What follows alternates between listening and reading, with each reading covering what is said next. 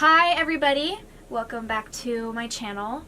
I am going to talk about my journey so far because as some of you may know and probably a good majority of you don't know, I have been sick for the last 4 years with a stomach disorder, to put it simply, called gastroparesis. And today, as a guest, I have my wonderful mother here to help me. Because 4 years is an extensive history and I get off track really easily, and she has a better memory than I do. So, say hi, Mom. Hi. So I guess to start off, I was 22, 23, and I remember waking up one day and I was really, really sick. I was throwing up everything that I was putting into my body. I was having terrible spasms and cramps in my abdominal region to the point that I was doubled over in the bathroom, screaming her name, you know, like just begging to go to the ER, not understanding what was going on. But basically, I got tested for something called H. pylori, a bacterial stomach infection. And it's a parasite that eats away at your stomach lining. So I had to start some pretty rigorous antibiotics, and that went on for at least a month. I had to take those. And after I was done taking those, we went and got tested again, and I was negative for H. pylori, but I was still having all of these symptoms. And while I'm having these symptoms, I lost a job. Where was I working at that time? You were working at Hollywood Did you have Farm. a job? Oh, You were working at Barnes & Noble. I was working at Barnes & Noble, and I was also working for Dad, off and on. And I don't know, I remember just having a really hard time keeping up with just that. And I was also taking some classes at school, I believe. Still vomiting, I still had pain all the time, I couldn't eat anything, and I lost 30 pounds the very first month that I was sick. And thus began the adventure of finding a doctor and finding out what this was. So it took about a year of endoscopies, colonoscopies, CT scans, x-rays, ultrasounds, and went through first two doctors, and they diagnosed me as having IBS with It was mixed. oh yeah, IBS mixed, because it didn't make sense because I was having mixed. Both constipation and diarrhea. Yes, Mom, thank you for clarifying that. No problem. Just thinking this couldn't be IBS, because if you look up the symptoms, vomiting isn't IBS. And I was really losing weight, like scarily fast. So we ended up going down to VCU, since it's one of the top teaching schools here on the East Coast. Thought we would find some good specialists. We got in, and not to say that they weren't good specialists, but we had gone to VCU, and we're a little disappointed in a few of the outcomes that we ended up being told. So the first one was, they said that I had something called cyclic vomiting syndrome due to the use of medical cannabis. I used to smoke because it was the one thing that gave me an appetite, and it stopped the nausea and it stopped my pain. So basically I was able to get a relief.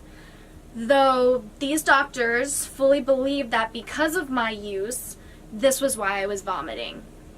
Even though I tried to tell them that my symptoms started before I actually was using medical cannabis. But I did what my doctors told me to, and I quit for 3 months. It was really bad. I think I left Barnes & Noble at that point. Because you just couldn't work. I just couldn't work anymore, and I was just really, really miserable. I lost some more weight. After I showed them that, they said that, you know, our next treatment option is hypnosis. So I'm not really sure how they went from cyclic vomiting syndrome to let's go ahead and do hypnosis for whatever this is. Remember, we still just think this is IBS. We don't know it's gastroparesis at this point. So, see this. Okay, so no. So hold on, sorry, we have to back up. Dr. Hardy. Mm-hmm. Dr. Monahan. Okay, it was Dr. Monahan who said I had IBS. Mixed. That was After Dr. Hardy. Dr. Hardy left after like the colonoscopy and stuff, Right. remember? So he didn't even diagnose Right. me. No. Yeah. Right. Other So than this first doctor I had, after we did the endoscopy and everything, he basically left the practice. I went to my next doctor, who was the one who diagnosed me with IBS mixed. After that, I tried seeing a holistic doctor. I had heard raving reviews about these doctors, so one time we went in to see her, and she said I had leaky gut syndrome, which basically meant I need to take all of these vitamins and minerals to help fix my gut. So me and my mom, we went and spent over $200 on vitamins and minerals. The time we go back for a follow-up appointment, it's with her nurse practitioner. And I'm actually by myself this time. One of the reasons why I don't like going to doctor appointments by myself anymore. So I see this nurse practitioner. She turns the lights off, and she's just like, I can just feel your tense and your aura, and it was ridiculous. She basically told me that I was playing a victim. I had a lot of mental pain, and I needed to pick myself up by my bootstraps and basically get over it.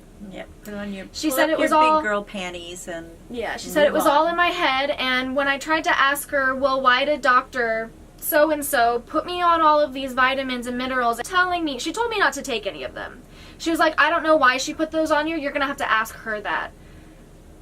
And instead of standing up for myself at this point, this is back when I really didn't know how to advocate for myself. And it's hard. It's really hard trying to stand up to people that are supposed to be medical professionals and somewhat of a authority over you. I left that office crying, and I never went back. Oh, now I wish I had said so many different things to that woman. But so after that is when we went to VCU. Where they said that I had cyclic vomiting syndrome. And after that, what they said was, this better explains the symptoms you're having, because they never did a GES. The only person to do a GES was the first doctor, the Dr. second Monahan. doctor. Yes. Yeah, and that's because I asked him. So after VCU I don't remember where the timeline is, but after VCU suggested hypnosis, we didn't laugh in their faces, but I was basically laughing in their fucking faces. I mean, I went and looked at Google, I researched it, I was like, okay, let me look into it and see if there's any kind of literature or research backing it. No. There's nothing substantial to say that hypnosis works. So I was just pissed, because here again someone's telling me it's in my head, and it's not. So I go back to Dr. Monahan, and I remember calling her and saying, is there some kind of illness where your food doesn't move through your stomach? And she mentioned the word gastroparesis. We went and Googled it, and it sounded exactly like what I had. I found out that you have to get a gastric emptying study to diagnose it. Went to Dr. Monahan, and I asked him to get it done. This is the guy who still thought I had IBS mixed and was fine with that diagnosis. So I got my GES done. It was a 4-hour study. They make you fast the night before. You go in and you eat eggs, and toast is what I got, and they have a radioactive isotope in them, which has a tracer, so for the next 4 hours, they're taking x-rays to see how it's moving through your system. The end result for me was technically mild gastroparesis, or mild delay emptying, and I had more than 10% in my stomach at the 4th hour. So that's why it was positive. And then I didn't get any information from my doctor, so that was great. I ended up, a majority of people who suffer with gastroparesis, this is how doctors treat them. There are no brochures, there's no information that they give, there's your diagnosis after the GES, and send you on your way. We had to learn everything, going through Google, being added to a community on Facebook, which is a great, great community of people. And we've just really had to learn the hard way of how to do everything, including like how to take care of my feeding tubes for the most part. And honestly, there really is no right way or wrong way, because it changes. Every day it's something different. You can have something one day that you have no problem with. She means food-wise. Not saying that it goes through perfectly well, but it doesn't cause as much trauma and pain. Yeah, symptoms. As other days. But then the next day you try the exact same thing and you're vomiting all over again, and you're starting with the pain and the bloating, and there's just really no rhyme or reason to it. Yeah. The only thing that you can really eat is junk food, which is some awful. People. Well, yeah. Primarily, most people, even if you're on the forum, you see where most people can eat carbs. They can eat cookies, they can eat chips, stuff like that. Stuff that really isn't good for you. Yeah. And yet, that's the only thing you can that primarily some people can actually process, keep down, can pass through. So. I mean, for me, something like chicken broth. It's pretty much, especially when I'm having high symptom days, it's just chicken broth for breakfast, lunch, and dinner. And believe me, I hate it. We've done it all. We've done the smoothies. Yeah. We've done the overcooking of vegetables. We've done the mashed fruits. We've done... I think the only thing we haven't tried was actually baby food, which some people have. Right. I don't know. I just don't think I could do it. There's a point where you do get so desperate that I've chewed and spit my food before just because I've wanted to just taste a hamburger, but I couldn't swallow it because it doesn't come out of the tube easily, which I will talk about venting and all of that in another video, but, and it makes you vomit, it makes you sick, it's painful. So, but having this stuff around you all the time and not being able to eat it is literally like putting a starving child in front of a feast and saying no. Yeah. Broken down in the grocery store. She's been there for that. Like, it's just really... It's a hard thing. And of course, along with this journey, there have been a few surgeries here. Some you could say were necessary, some we're gonna not necessary, but, it's all looking for, not even a cure, per se, just a way to feel better. Yeah, just to some feel relief. Almost normal. Functional, yeah. Yes. Yeah, functional. And it's very hard, especially at this age, and I know there are people younger, and there are people older. That's the thing. It doesn't discriminate. It will... Men, women, kids, babies, elderly, any race. I feel even worse for babies that have it. They can't really tell you what's wrong. Yeah. And and there are people. My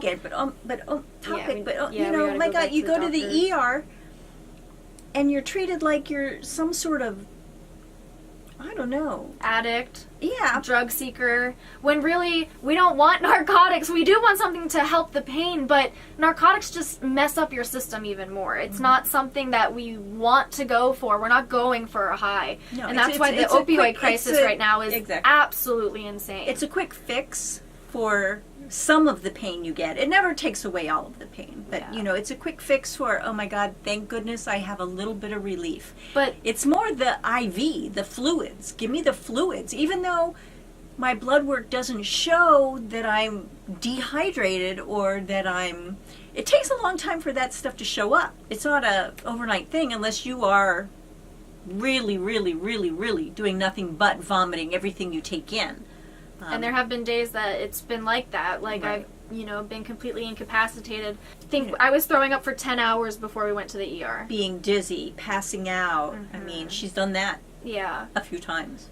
Yeah. So... Wait, so let's go back to the doctors. Sorry. Which doctors? Well, because we're trying to stay on this timeline. Right? Yeah. She's a Need lot like no me. Cards. Yeah. Need no cards. We got the GES, and so he sent me on my way. Getting a book by Crystal Citrelli. I will link it down below. It was a book that really helped me. It's called Living Well with Gastroparesis. And she has gastroparesis. She's a dietitian as well. And she had it before there were even books or, you know, the little minuscule articles that are out there now, you know, 5 years ago, 10 years ago, you know. Back when it was a rare disease. Yeah, yeah, exactly. It doesn't seem so rare It's not anymore. so rare anymore. Like I was saying, like my radiologist was even mentioning that there has become a rise in patients that have gastroparesis now. But so after those doctors, I finally my brother, yeah, he was the one who he could see how desperate I was in getting a good team, because that's really important. Finding it sucks to go through it, but basically doctor shopping around until you find that good team that is actually cares about you, is willing to listen, and wants to just make you feel better. So my brother ended up finding Dr. Lee. He is a great doctor. He's been with me now for about 2.5, 3 years almost with my illness. Paresis, he knew a little bit about it already, actually. When I mentioned it to him, we showed him the GES. He was satisfied with all of the results and the endoscopies I had already had. First thing I remember doing was something called a HIDA scan, HIDA, which it tests your gallbladder. Right. That we basically did that because even though gastroparesis gives you a lot of of her pain was happening within minutes of her eating. And usually with gastroparesis, sometimes you know, it should take a little. It gets to your stomach and then it sits. And then as it starts to break down in your stomach is when you get the bloating and the gas and the pain. Mm-hmm. But hers was happening, you know, within 10 to 20 minutes. Yeah. Which was a lot faster than they expect. Yeah. So that's why we ordered the HIDA scan. We ended up getting a HIDA scan, which showed my gallbladder was actually working at a higher percentage than most people. So when people get their gallbladders removed, it's usually because it's working well or it's working too slow. Mine, basically what Dr. Lee was saying, was trying to overcompensate for what my body was trying to do, basically. It was called hyperbiliary dyskinesia. That word, yeah. Yeah, that one. He connected me with an amazing surgeon. He was a great surgeon. I was nervous, and he just made me feel really confident. After the surgery was done, you know, it wasn't that bad of a healing. I mean, I remember getting home and I threw up pretty much immediately. We've realized because of anesthesia. I think it was because of the nachos. Oh, yeah. Yeah, we can mention that. So I got a little excited because the surgeon was like, you know, I want you to start slow, but I want you to try and eat foods that you couldn't tolerate before to see if this actually helped. And I remember my pain was doing pretty good. I was probably still feeling pretty good because of the medicine. We went to the movies, and I decided to get nachos like an idiot. And this is the thing. I mean, you guys can judge me if you want to. You guys 3 days now. Yeah, this is after 3 days after my procedure. So you guys can judge me if you want. You guys can have your opinions all you want. I've had ex-friends judge me on things like this, but this is the crazy thing. Like, you might think, like, well, you know it's going to cause you pain and vomiting. Why are you doing it then? You're doing it to yourself. This is your fault. You try being told that you're not allowed to eat anything because of pain, because of nausea, because of vomiting. You try it for a week, 2 weeks, a month, 2 years, and let me know if you actually don't indulge here and there. Yeah, there are times that I indulge a lot. I'll admit it. But that's my choice, and I have now come realize that I'm not going to let anybody else tell me how I should be treating myself, my body, whether you think it's my fault or not. I will eat an apple, for frick's sake, and still get the same pain that I do when I have ice cream. Why not enjoy it as it goes down? That's how I feel. Mostly. I don't always, you know, eat crap. But now, oh yeah, so I got my gallbladder removed, and it did help the pain, and I was able to eat. I remember at that time I was still going out partying. I was drinking still at this time. Then You stopped vomiting. I stopped vomiting. I almost felt like I had a hard time vomiting. Like, I would get nauseated, and I would want to throw up, but I just couldn't. But then after that, I was still losing weight. I still was having symptoms. My pain was better, and like I said, I wasn't vomiting anymore. So it really helped my vomiting. Which is a lot of bloating, a lot of nausea, lots. Yeah, lots of nausea, lots of bloating. And there were still days that, you know, it's not that I just stopped vomiting altogether. There were days that I would still vomit. You know, I was still really malnourished. So then after that, Dr. Lee and I, we always had a plan. That's what I loved about him. He was always like, well, so this is our game plan for now, and if this doesn't work, we're going to do this next. If that doesn't work, this is the next step. Like, I loved how we planned it out. So the next step was Botox injections. The Botox injections don't have a lot of research and literature to back it up. It's 50-50, and when I say that, it means 50% of patients got benefits, 50% of them didn't. And it's just not worth going in every 3 to 6 months to get Botox injected into you and to feel like crap, because you have to be put to sleep every time. I always feel like crap when I'm waking up from anesthesia. I usually either throw up, or I just am very nauseated, or I'm in a flare-up. It didn't work. You know, the doctors always say give it at least 2 to 4 weeks to see if it helped at all. It just didn't do anything. I felt like I felt worse. And not to say that's because of the Botox. Like I said, being put under really messes with your body chemistry. And when they do put you under, if they're doing stuff with your gastric system, they pump you full of air. So, I mean, and that gets stuck. It doesn't just come out and like farts as you think it would. Or burps. It just doesn't. So after the Botox injections, yes, that's when I went up to DC to George Washington Memorial Hospital. They had a gastroparesis clinic. They were specialists.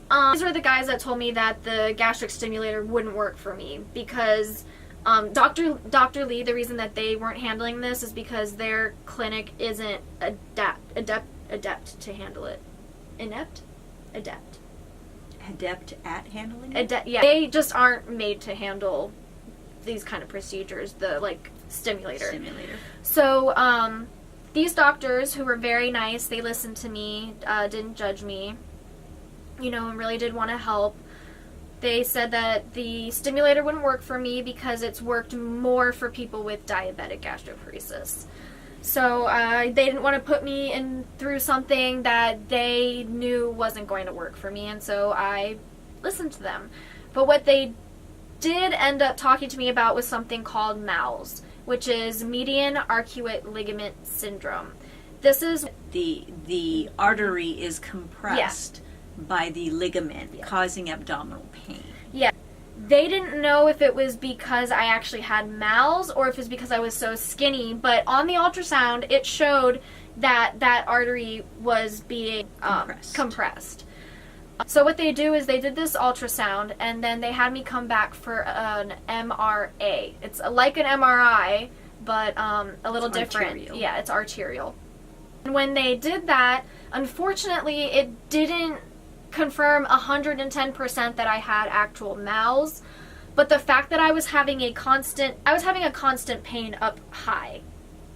And so when they saw that, you know, they asked me, you know, it's my decision if I wanted to go through with it. Because your stomach is off to the left, so her pain